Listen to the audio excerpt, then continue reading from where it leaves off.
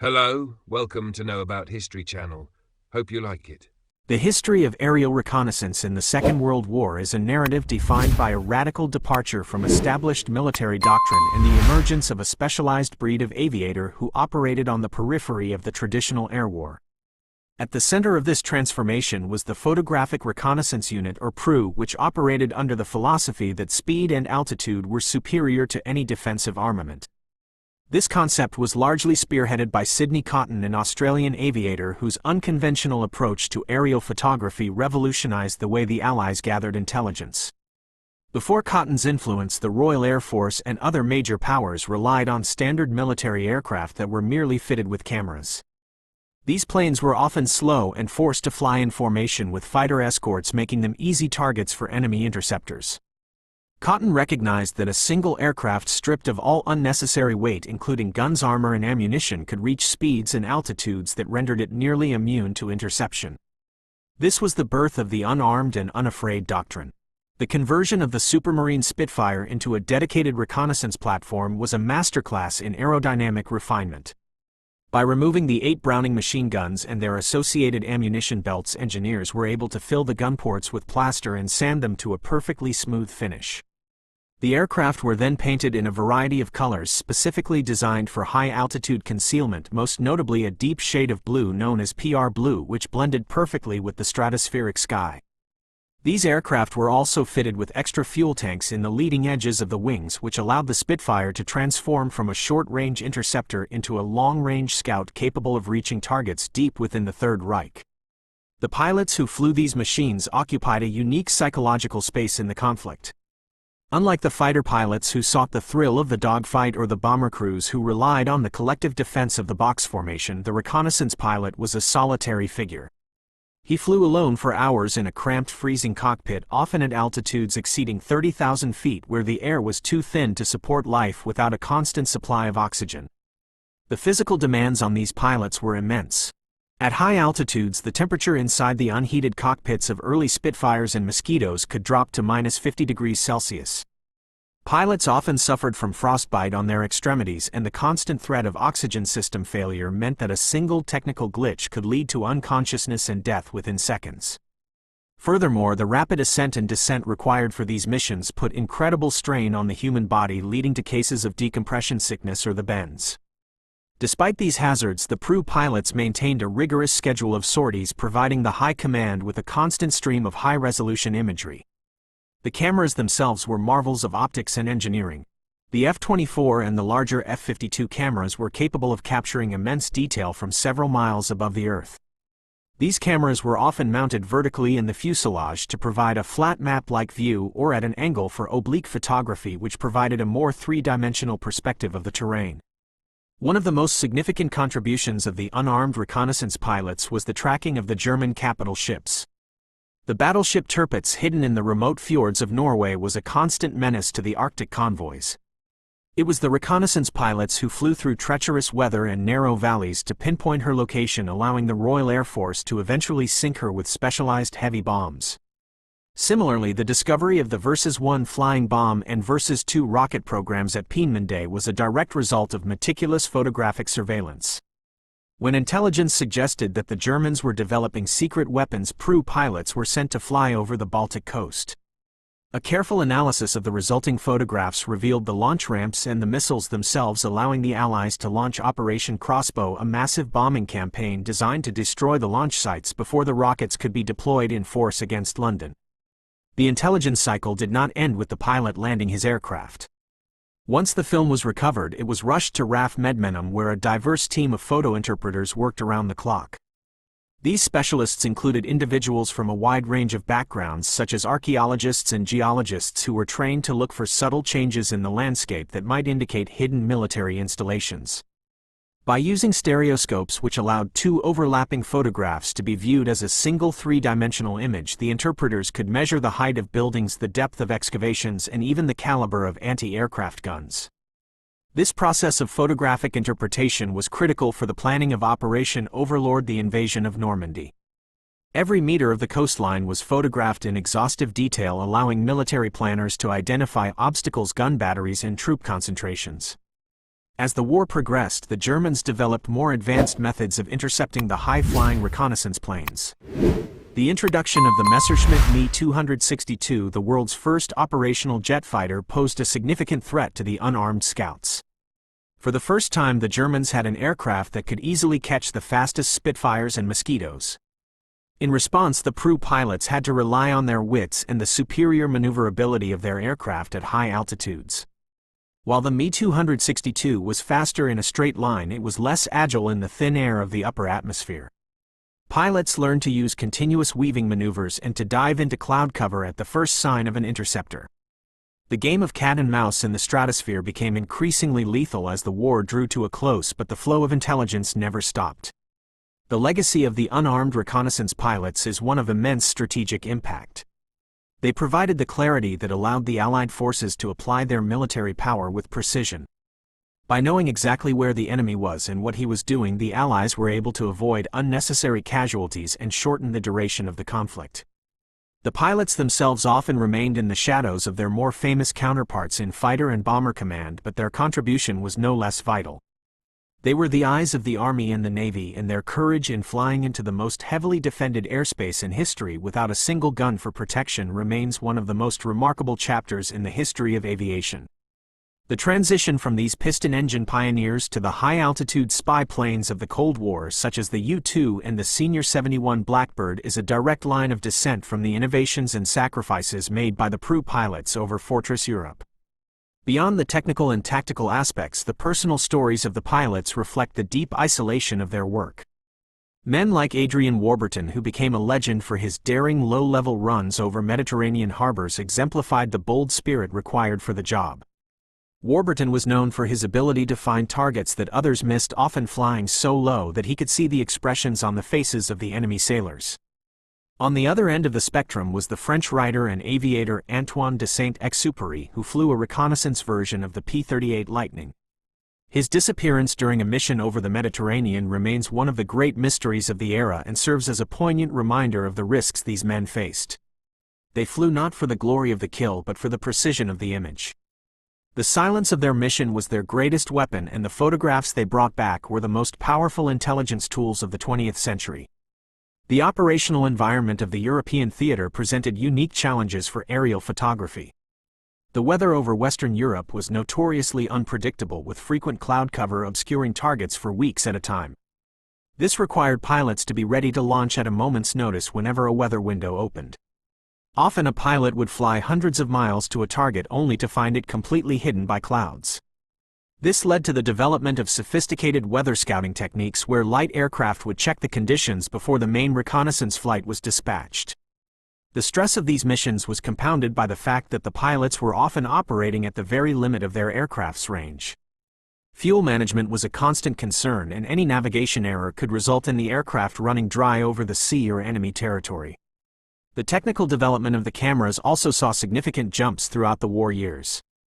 Initially, the British used modified commercial cameras, but as the need for higher resolution grew, they developed the F-series, which featured massive lenses and automated film transport systems. These cameras were synchronized with the aircraft's speed and altitude to ensure that there were no gaps in the coverage. The resulting film was several hundred feet long and required specialized laboratory equipment to process. The scale of the operation at Medmenham was vast, with millions of prints being produced and distributed to various commands. This intelligence infrastructure was the backbone of the Allied air campaign, providing the target lists for the heavy bombers and the damage assessments that told commanders whether a mission had been successful. In the final analysis, the unarmed reconnaissance pilots of World War II changed the nature of modern warfare. They demonstrated that information could be just as decisive as firepower. By stripping away the guns and armor, they paved the way for a new era of intelligence gathering that continues to this day. Their ability to fly into the heart of the enemy defenses and return with the proof of their activities provided the Allies with an advantage that the Axis powers could never fully match. The history of these pilots is a testament to the power of innovation and the individual courage of those who were willing to fly alone into the blue. Their story is not just one of aviation but of the human capacity to adapt and overcome in the face of overwhelming odds. As we look back on the history of the air war, the blue Spitfires and wooden Mosquitoes remain symbols of a unique form of bravery that defined the struggle for the skies over Europe. The strategic depth provided by photographic reconnaissance cannot be overstated, especially regarding the planning of the strategic bombing offensive. While the primary mission of the heavy bombers was to destroy the industrial capacity of the Reich, it was the reconnaissance pilots who identified which factories were operational and which had been successfully neutralized. This prevented the redundant bombing of dead targets and allowed the Allies to focus their resources on the most critical nodes of the German economy, such as oil refineries and ball-bearing plants. The accuracy of these assessments was often the difference between a successful campaign and a wasted effort. The pilots were the ones who saw the smoke clearing and the wreckage left behind, providing the only objective measure of the air war's progress. The relationship between the pilot and the photo interpreter was also a critical component of the Prus success. Although they were often miles apart, the pilot knew that his life was being risked for the eyes of the person who would eventually look at the film. This created a sense of shared purpose that transcended the physical distance. The interpreters in turn felt a deep responsibility to extract every possible piece of information from the images, knowing the cost at which they were obtained. This synergy allowed the Pru to stay one step ahead of the enemy constant adaptations. When the Germans began to use camouflage and decoys to hide their vital installations, it was the keen eyes of the interpreters, backed by the high-quality imagery of the pilots, that pierced the deception. The technological race also extended to the film itself. The development of infrared and color film during the war years allowed for even greater detection capabilities. Infrared film in particular was useful for spotting camouflage because it could distinguish between live vegetation and the dead cut branches or painted netting that the Germans used to hide their tanks and bunkers.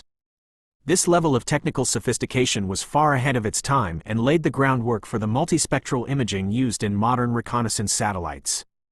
The pilots who flew these missions had to be familiar with the different settings and requirements for these various types of film, ensuring that the technical parameters were met even while they were under the threat of attack. The human cost of the Pru missions was significant, with many pilots lost to accidents and mechanical failures as much as to enemy action. The high-altitude environment was unforgiving, and the extreme conditions often pushed both man and machine to their breaking point. Yet the pilots continued to volunteer for these dangerous assignments, driven by the knowledge that their work was saving lives on the ground and at sea. The sense of being part of an elite and secretive unit provided a unique morale that sustained them through the long and lonely hours of their sorties. Their story is a reminder that in the vast machinery of total war, the actions of a few individuals can have a profound impact on the outcome of history.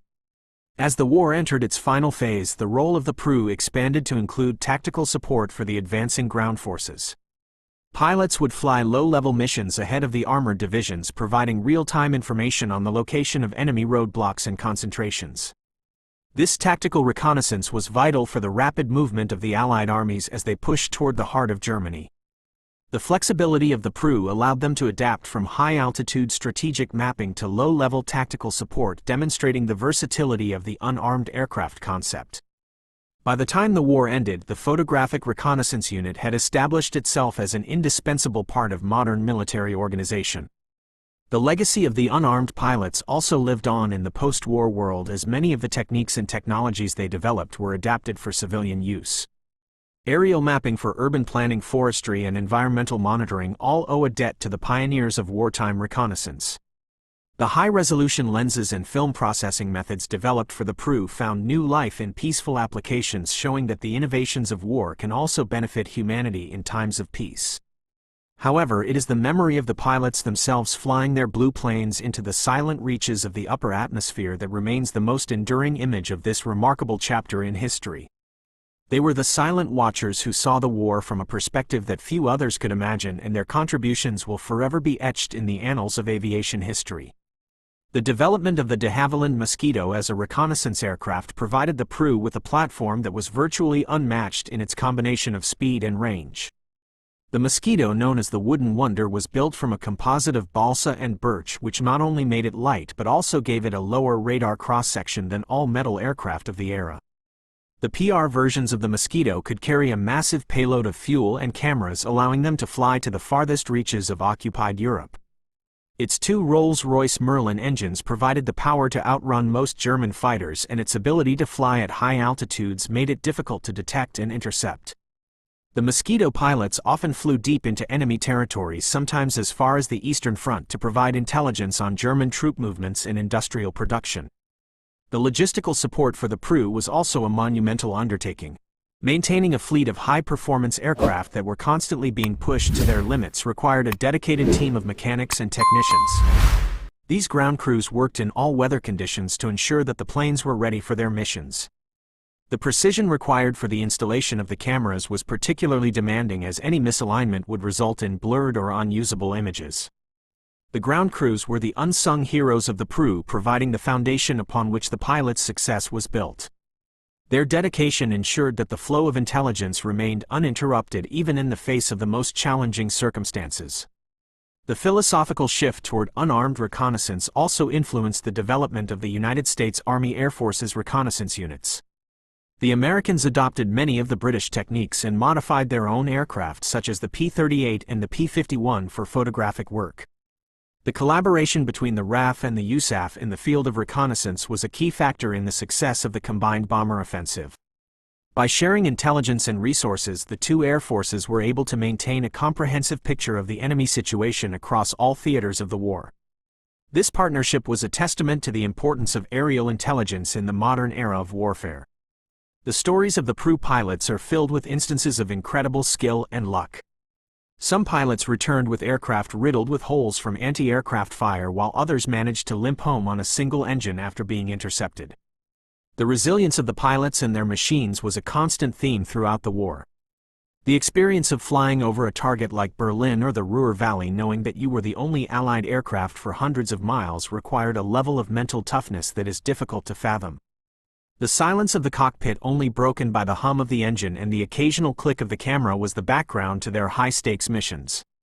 As we look at the historical record, the contribution of the photographic reconnaissance units stands out as a primary factor in the Allied victory. They provided the transparency that removed the fog of war and allowed the commanders to make informed decisions. The transition from the primitive cameras of 1939 to the sophisticated systems of 1945 was a journey of constant innovation and adaptation. The pilots who flew these missions were at the forefront of this evolution, and their legacy continues to inspire those who study the history of flight and conflict. Their story is one of vision, courage, and the pursuit of knowledge in the most dangerous of circumstances. The strategic value of photographic reconnaissance was also evident in the naval war. The Battle of the Atlantic was a struggle for control of the sea lanes, and the ability to find and track German U-boats was essential for the survival of the United Kingdom. PRU pilots flew long-range missions over the Atlantic to monitor the U-boat bases on the French coast and to track the movements of the submarine wolf packs. This intelligence allowed the Admiralty to reroute convoys and to deploy anti-submarine forces more effectively. The role of the unarmed scouts in the maritime theater was a critical component of the overall Allied strategy to secure the seas and ensure the flow of supplies and troops. The impact of the PRU on the German High Command was also significant.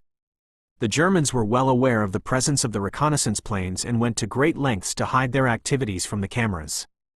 They developed sophisticated camouflage techniques, including the construction of entire fake cities and the use of smokescreens to obscure vital targets. However, the constant surveillance of the PRU made it difficult for the Germans to maintain these deceptions for long. The persistence of the reconnaissance pilots ensured that the Allied intelligence remained up to date and accurate, forcing the Germans to constantly change their tactics and move their assets. The history of the PRU is also a story of the evolution of the airframes themselves. From the early Spitfire Mark Is to the late war Mark 19 and the various marks of the Mosquito, each version of the aircraft was designed to fly higher and faster than its predecessor.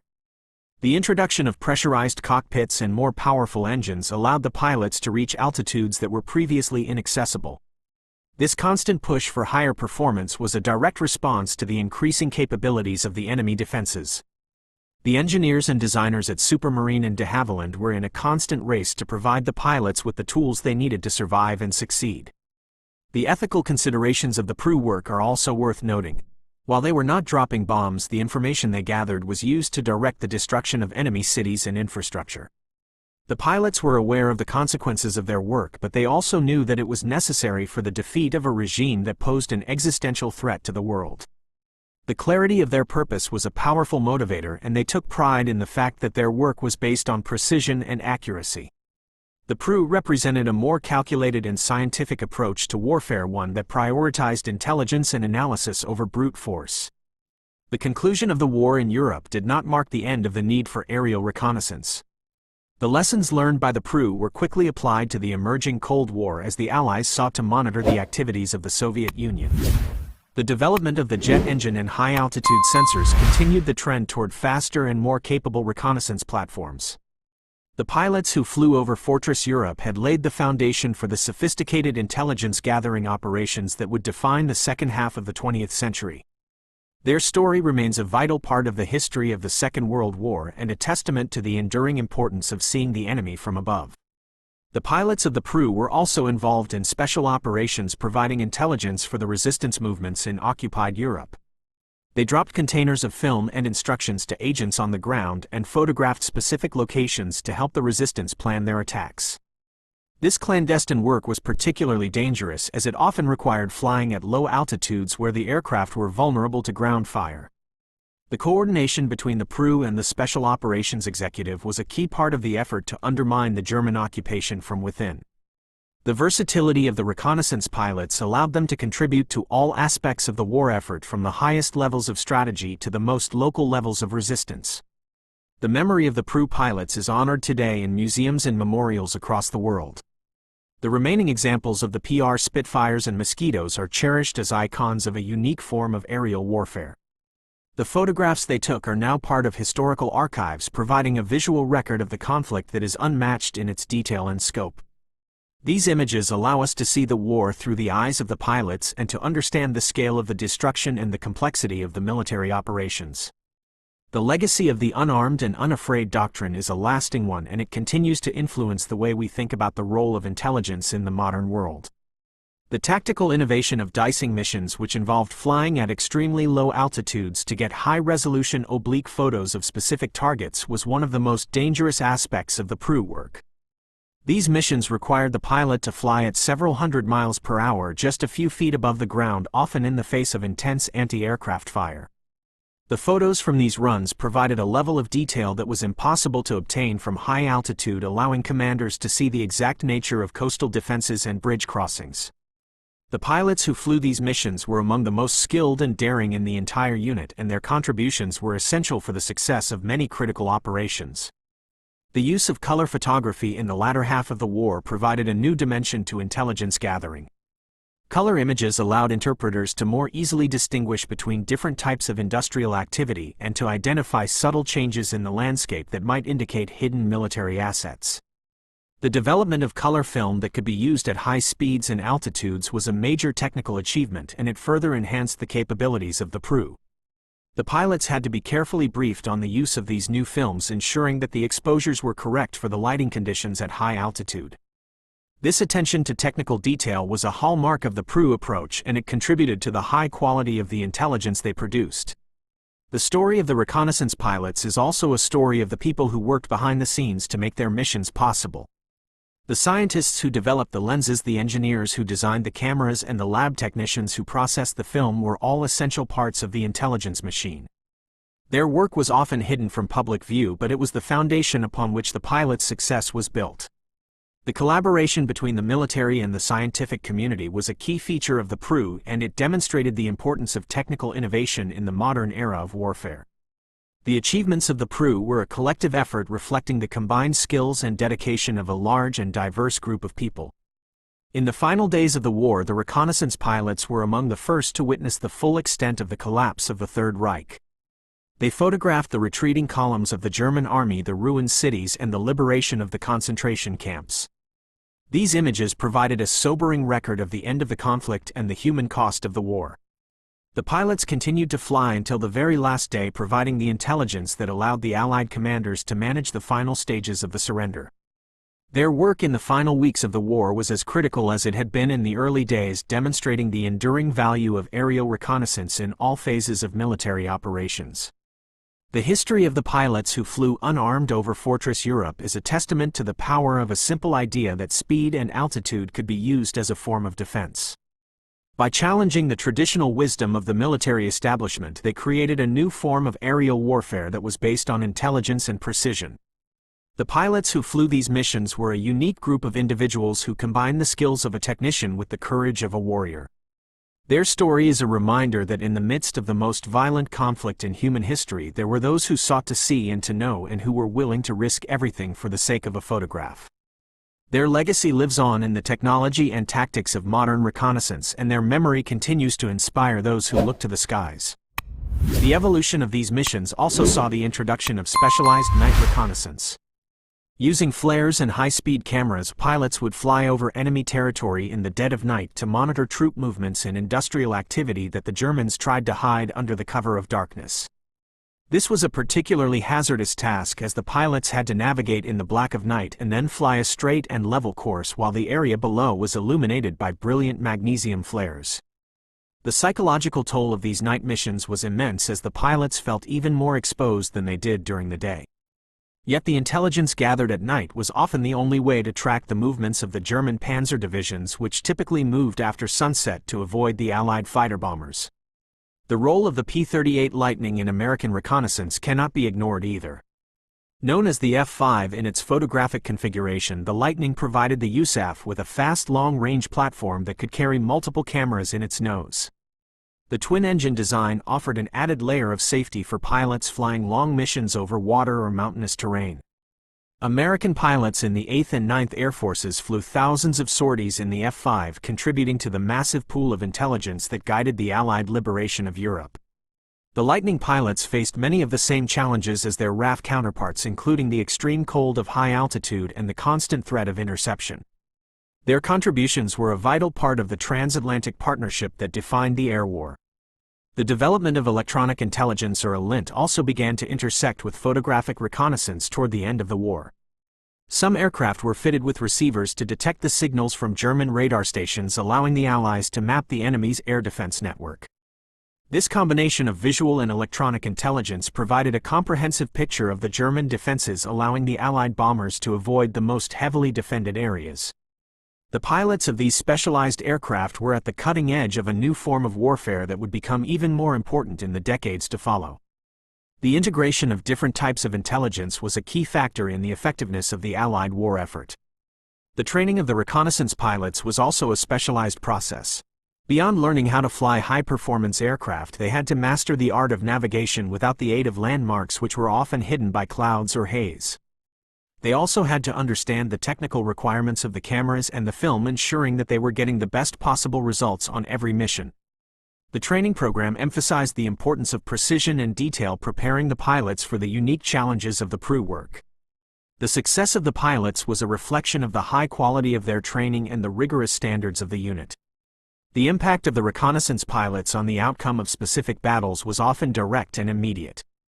During the Battle of the Bulge, it was the reconnaissance pilots who finally managed to fly through the bad weather to locate the German armored columns, allowing the Allied air forces to attack them and halt their advance.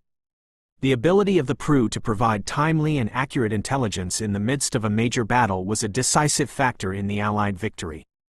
The stories of the pilots who flew during those critical days are a testament to their skill and determination in the face of some of the most challenging flying conditions of the war. As the war drew to a close, the focus of the reconnaissance missions shifted to documenting the destruction and preparing for the post-war reconstruction. The pilots photographed the liberated cities and the infrastructure that would need to be rebuilt, providing a visual record for the planners of the Marshall Plan.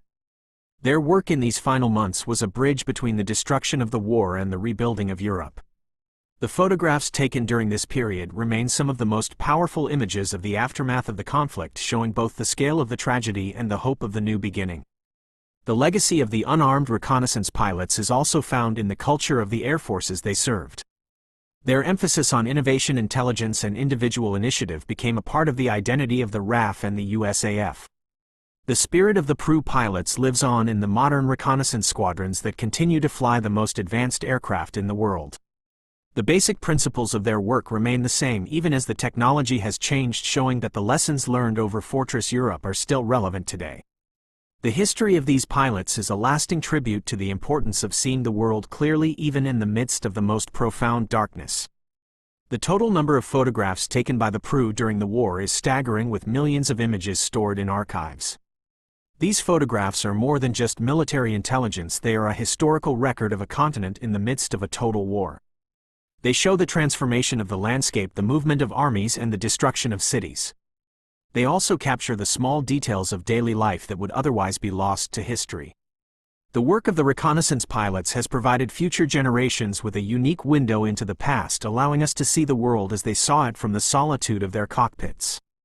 The unarmed reconnaissance pilots of World War II were pioneers in every sense of the word. They took the technology of their time and used it in ways that no one had ever imagined. They faced the most extreme conditions and the most dangerous enemies with nothing but their skill and their speed to protect them. Their story is one of the great untold narratives of the war, a story of individuals who made a difference by choosing to fly alone. As we continue to study the history of the conflict, the contribution of the PRU pilots will remain a central part of the story, reminding us that the power of the image can be as great as the power of the sword. The logistical challenges of operating these units across different theaters were also immense. From the deserts of North Africa to the humid jungles of Southeast Asia, the PRU had to adapt their techniques and equipment to suit the environment.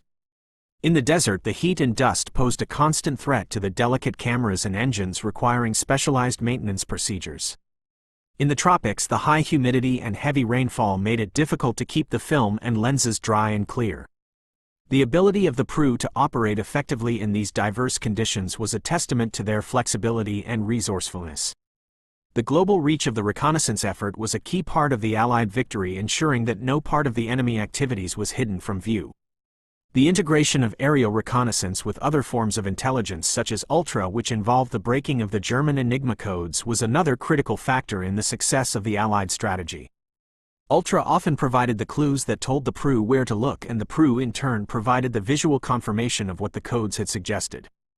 This synergy between different types of intelligence was the secret weapon of the Allied command, allowing them to anticipate and counter every move the Germans made. The reconnaissance pilots were the ones who provided the final proof of the enemy intentions, making the intelligence cycle complete. The end of the war also saw the beginning of the transition to jet-powered reconnaissance. The advent of aircraft like the Gloster Meteor and the Lockheed P-80 provided the foundation for a new generation of scouts that would fly even higher and faster. The experience gained by the PRU pilots was essential for the development of these new platforms, ensuring that the lessons of the war were not lost. The future of aerial reconnaissance was set on a path that would lead to the development of the most sophisticated intelligence gathering systems in history, but the basic philosophy of the unarmed scout remained the core of the mission. The history of the pilots who flew unarmed over Fortress Europe is a story of courage, innovation, and the relentless pursuit of knowledge.